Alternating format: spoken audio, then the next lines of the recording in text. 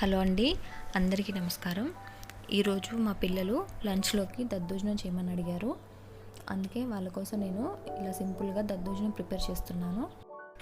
ముందుగా మనం రైస్ని ఉడకబెట్టుకునేటప్పుడే కొద్దిగా మెత్తగా ఉడకబెట్టుకోండి.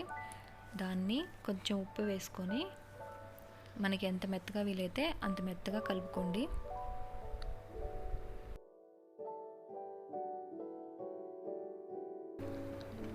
ముఖ్యంగా పిల్లలకి అడిగినా అడగకపోయినా ఇలా బ్రేక్ఫాస్ట్ లాగా అయినా లేదా పిల్లలు స్కూల్ నుంచి రాగానే అయినా ఇవ్వండి.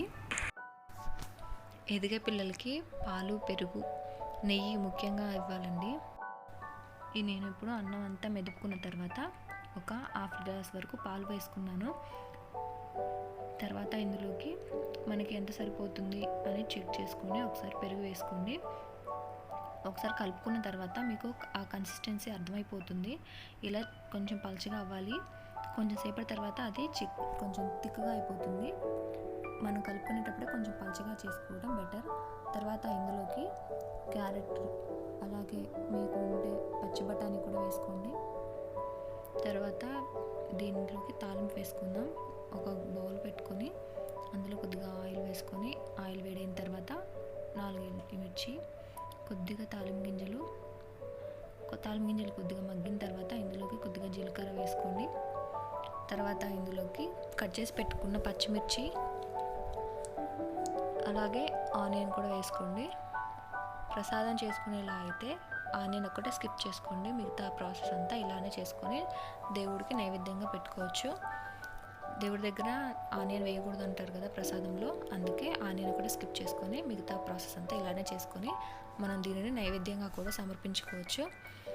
అలాగే ఇప్పుడు ఈ కరివేపాకు కూడా వేసుకున్న తర్వాత కరివేపాకు కొంచెం వేగేంత వరకు ఉంచుకొని తీసుకొని ఈ మనం తాలింపు అనేది కొంచెం గోరువెచ్చగా అయిన తర్వాత పెరుగులో వేసుకోండి. వేడివేడిగా వేసుకుంటే పెరుగు విరిగిపోతుంది. కొంచెం గోరువెచ్చగా ఉన్నప్పుడు తీసుకొని వెళ్ళి మనం కలిపెట్టుకున్న పెరుగు మిశ్రమంలో వేసుకుంటే అంతే అండి. ఎంతో ఈజీగా దద్దోజనం చేసుకోవచ్చు. టేస్ట్ కూడా చాలా బాగుంటుంది. కొత్తగా చేసుకునే వాళ్ళైతే పిల్లలకి ఒకసారి ఇలా చేసి పెట్టండి. వాళ్ళు మళ్ళీ మిమ్మల్ని అడిగి మరీ చేయించుకుంటారు. అంత బాగుంటుంది. ఉప్పు మాత్రం కరెక్ట్గా చెక్ చేసుకోండి. ఉప్పు తక్కువైంది అంటే టేస్ట్ అంత బాగుండదు. ఉప్పు ఒక్కటే కొంచెం జాగ్రత్తగా చెక్ చేసుకొని వేసుకోండి. ఎక్కువైనా బాగుండదు, తక్కువైనా కూడా బాగుండదు. అంతే అండి. 5 మినిట్స్ అన్నం ఒక్కటి ఉడికితే సరిపోతుంది. మిగతా ప్రాసెస్ మొత్తం 5 మినిట్స్లో అయిపోతుంది. మీకు ఈ వీడియో నచ్చిందని అనుకుంటున్నాను. Please subscribe my channel. నా ఛానల్ని సపోర్ట్ చేస్తున్న వాళ్ళందరికీ మళ్ళీ ఒకసారి చాలా చాలా చాలా థ్యాంక్స్ అండి. ఇలాగే సపోర్ట్ చేస్తూ ఉండండి.